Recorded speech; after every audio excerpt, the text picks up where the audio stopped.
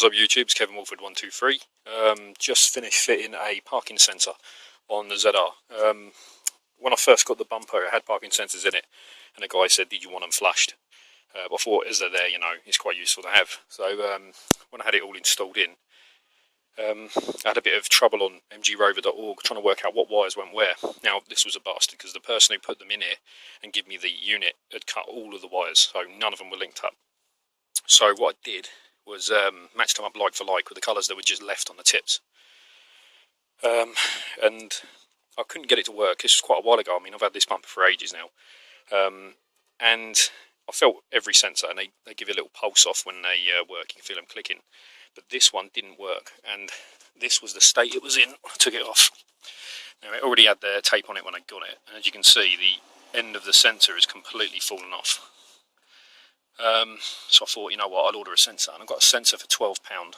Came with a surround as well, but used the surround that it came with because that was already painted up.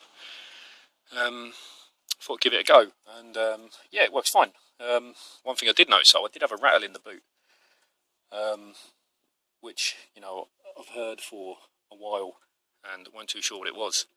But when I took the bumper off and took the light out, there's a bolt that holds the bumper on there, and it had come completely loose and was just rattling the hole. So that was my rattle I've had in the boot for fucking ages, which I couldn't work out what it was. It was lucky I did pull it off because, you know, I've killed a rattle. But as you can see, the wiring is an absolute state at the moment. It's just a test at the moment to make sure it was all working. And what I've done is the little bracket here had the speaker on. I've taken the speaker off, extended the wires and run it up into the old speaker pods, because I don't use a speaker pod, but as you can see the glue's coming through. So what I'm going to do, finish gluing it underneath, because as I said, they've got no speakers in here. The ones that came with it I took out and given to a friend for his Rover 25. But what I'm going to do is finish gluing it in, get some of that you know, speaker covering, the gauze stuff, fabric. I'm just going to cut it to size because it's got a ridge here, and I'm just going to, you know, lightly glue it down to cover that up.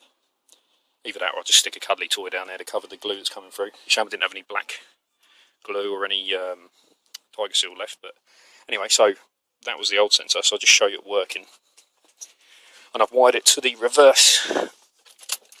I've wired it to the actual reverse light, so when you put it in reverse it automatically comes on. Let's just mute stereo and just stick it in reverse. Hear that beep? And the stereo didn't mute. As you can hear, it's going off.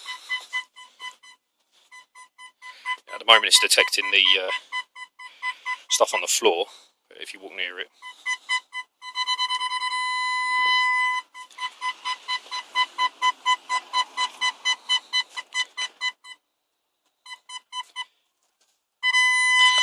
But that's it really, so yeah, I'm happy with the result.